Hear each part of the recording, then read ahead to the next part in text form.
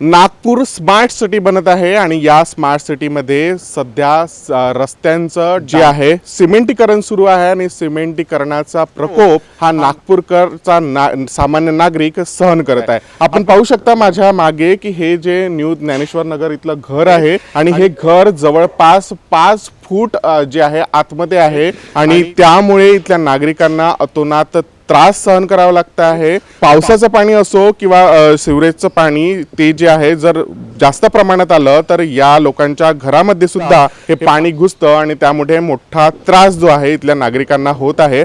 आपल्यासोबत न्यू ज्ञानेश्वरचे नागरिक आहे ज्यांच्याशी आपण बोलूया आणि त्यांच्या भावना जाणून घेऊ की काय आहे। सगळ्यात आधी तुमचं नाव सांगा काका आणि तुमचं कुठे राहता हे सांगा। माझं नाव मधुकर तुकारामजी मांडवकर आहे। मी नवीन ज्ञानेश्वर नगरमध्ये राहतो। हां, गली नंबर 5 मध्ये।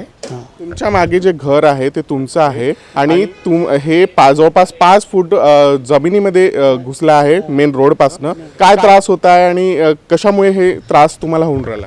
आता माझ्या मकानाला जवळपास 1974 मध्ये बांधलेलं मकान आहे, त्यामुळे ते खाली दबलं गेलं आणि नवीन सिमेंटीकरणामुळे थोडंसं म्हणजे त्रासच झाला आहे। नवीन सिमेंटीकरण झाल्यामुळे अजून 1-2 फुटाचा प्रॉब्लेम आलाच आहे आणि यामुळे या रोडचं पाणी वगैरे आतमध्ये जातं। पाणी गेल्यामुळे माझ्या घरामध्ये मागच्या वेळेस अंगणामधून मागच्या दारातून समोरच्या दारातून मागच्या दारातून असे प्रवाह सुरू झाला होता। सगळं पाणी घरामध्ये गेलं होतं आणि त्यामध्ये माझ्या घरात मधल्या साहित्याचं नुकसान झालेलं होतं, परंतु त्याच्यासाठी मी काही प्रयत्न केले नाही, कारण आपल्याला माहीत आहे की जरा ह्या गोष्टी मिळवण्यासाठी त्रास जास्त होतो। माझ्या वयाच्या मानाने काही जमत नाही।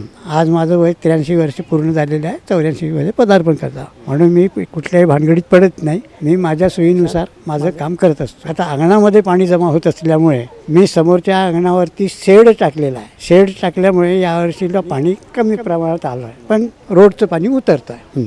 शेड टाकल्याने आपल्या घराच्या पुढे मात्र रोडचे जे पाणी आहे तरी पण सुद्धा घरामध्ये आतमध्ये घुसतं। आपल्यासोबत काकू आहे ज्यांचं घर समोरच्याच बाजूने आहे, त्यांच्यासोबत आपण सुद्धा बोलू। तुमचं नाव सांगा काकू। माझं नाव मनीषा शंकरराव बलवीर आहे। मी समोरच्या घरी राहते। सांडपाणी समजा निघत नाही बरोबर किंवा पूर्ण पावसाचं पाणी आतमध्ये जाते, पूर्ण आरपार असं निघते आणि त्रास होते। आमचं म्हणजे गहू तांदूळ सगळं ओलं झालेलं आहे मागच्या वर्षी। यावर्षी तेवढा पाऊस नाही आला। मागच्या वर्षी खूप अतोनात पाऊस झाला होता। नागपूरच्या अनेक भागांमध्ये सुद्धा पाणी घुसलं होतं घरांमध्ये। तुमच्या या एरिया परिसरामध्ये काय स्थिती होती तेव्हा? सगळीकडे सगळ्यांच्याच घरी पाणी गेलं होतं। हो, म्हणजे गेटच्या वरून चाललं होतं पाणी। हो, तुम्हाला वाटते की गव्हर्नमेंटनी जेव्हा हे रोड तयार केले तेव्हा काय विचार करायला पाहिजे होता? त्यांनी एक तर काय म्हणते लाईन दुसरी टाकायला पाहिजे होती किंवा मग त्यांनी म्हणजे थोडंसं खाली घ्यायला पाहिजे होते। रोड उंच केले, घरं खाली गेले।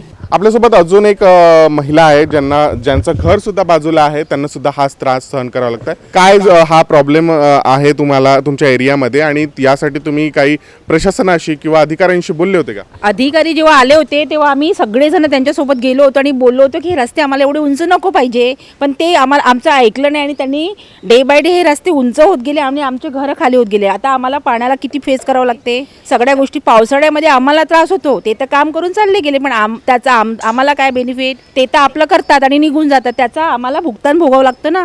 पावसाळ्यात आम्हाला त्रास होतो, या त्रासामध्ये कोणी आम्हाला पाहायला येतं का? नाही ना। आमच्या सारख्या नागरिकांना कोणी काय त्रास होते हे पाहत नाही, आपलं काम करून चालले जातात, त्याचा आम्हाला काय बेनिफिट आहे? जेव्हा हे सिमेंटीकरण सुरू होतं, तुमचे रस्ते बनत होते, उंच होत होतं, घर खाली जात होतं, तेव्हा तुम्ही तिथले जे तयार करत होते, जे कॉन्ट्रॅक्टर होते किंवा कंपनी किंवा अधिकारी जे आले होते नाही, आम्ही त्यांच्याकडे गेलो, आम्ही वारंवार त्यांना रिक्वेस्ट केली की आम्हाला हे एवढे रस्ते उंच नको, पण त्यांनी आमचं एकही नाही ऐकलं। का बरं नाही ऐकलं?